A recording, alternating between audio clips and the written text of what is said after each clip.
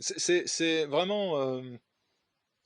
Je vais donner quand même des pistes de réflexion qui peuvent être utiles à nos auditeurs. Si vous avez du temps à perdre, si vous ne savez pas quoi faire, je sais pas, vous êtes dans les transports en commun, vous ne savez pas quoi écouter, vous êtes au boulot, vous avez du temps. Bon, bah, écoutez, j'ai des pistes à vous soumettre. Vous apprendrez des choses très très très très intéressantes. Il y a trois sociologues qui sont d'autant plus intéressants qu'ils viennent pas de la droite. De toute façon, la sociologie n'est pas une science de droite, hein. Je dis pas qu'elle ne pourrait pas l'être, mais je dirais qu'elle est très largement trustée par des gens de gauche, à l'évidence. Il y a trois sociologues qui nous permettent aujourd'hui de comprendre dans les grandes lignes, avec une certaine honnêteté, une certaine objectivité, la mutation actuelle au XXIe siècle de la société française, qui va vers une fragmentation, en fait une balkanisation. Alors la balkanisation, la libanisation, c'est un vieux thème chez nous, dans nos milieux, hein, dans la droite identitaire. On parle de ça depuis les années 80, 90. Je veux dire, la nouvelle droite en parlait il y a 40 ans. Hein, et c'était tout simplement une question de, de, de logique. Il suffisait de prolonger les courbes pour se dire, voilà, qu'est-ce qui va se passer dans 30 ans, dans 40 ans. Bah écoutez, c'est simple, on prend les courbes démographiques, on poursuit et on aura à peu près ça.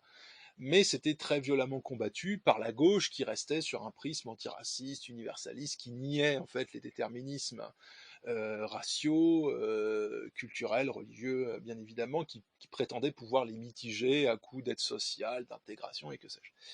Et alors, il y a ces trois sociologues. Bon, Guy, lui, il est connu. Bon, Zemmour en parle souvent. Bien. Je ne vais pas m'attarder sur lui. Ce qui est intéressant avec lui, c'est qu'il donne une géographie de ces mutations. Et en fait, de la fracturation entre le haut et le bas. Ça, c'est intéressant parce que on passe d'une fracture gauche-droite à une fracture entre le haut et le bas. Alors, mais c'est pas juste de dire oui, mais il y a toujours eu des différences entre le haut de la pyramide sociale et le bas. Oui, mais il y avait, comme l'explique très bien, là je viens sur une deuxième source, c'est Fourquet, Jérôme Fourquet, il y avait une cohérence de droite et de gauche, c'est-à-dire que vous aviez des gens de catégorie populaire à gauche et à droite, et des élites de gauche et de droite.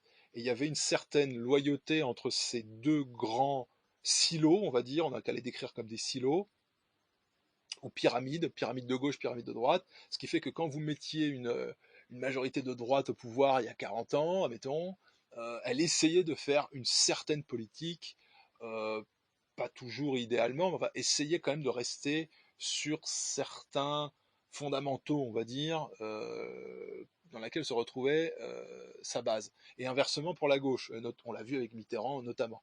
Et après, en fait, ça serait complètement estompé, et ça a été formalisé par Macron. C'est-à-dire que Macron a en fait formalisé au plan politique et institutionnel le fait qu'il n'existe plus, en raison de l'effondrement de la religion, et ça c'est l'apport de Jérôme Fourquet avec son bouquin L'archipel français, donc allez sur YouTube, cherchez Jérôme Fourquet, trouvez ses conférences, vous allez découvrir des trucs, il vous explique, alors ça c'est vraiment intéressant, il vous explique, il vous fait la cartographie culturelle de l'effondrement. Donc Guy, lui, vous fait la géographie. Il explique aussi la rupture entre le haut et le bas, avec l'unification, on va dire, de la moitié supérieure de la population française et qui se rallie autour de Macron, et puis quelques satellites, quoi, genre un peu les écolos ou les trucs comme ça. Jérôme Fourquet s'intéresse à la rupture culturelle. Et c'est une rupture vraiment historique majeure, parce qu'on quitte le christianisme, en fait, donc qui a longtemps façonné culturellement la France, et il le mesure avec les prénoms. Je trouve ça passionnant. Et vraiment, je vous invite à écouter une de ces conférences, vous allez voir l'attitude des gens.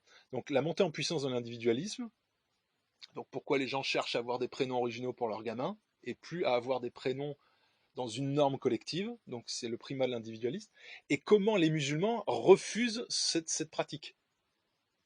C'est-à-dire que l'individualisme ne prend pas chez les musulmans. Les musulmans restent sous l'emprise de la logique de groupe. De la logique de groupe et de la logique de groupe islamique. Très très très très intéressant. Et alors, en projetant évidemment, alors il place ça dans le temps long, hein, donc il va vous dire, voilà, au début du XXe siècle, les gens donnaient en général tel type de prénom, des prénoms chrétiens, etc. Et à partir de telle année ou telle décennie, ça a profondément changé. Et aujourd'hui, on voit juste par ce phénomène de prénom comment se forment les nouvelles collectivités, les nouveaux groupes, si vous voulez, sociaux. Donc le grand phénomène, c'est la fragmentation.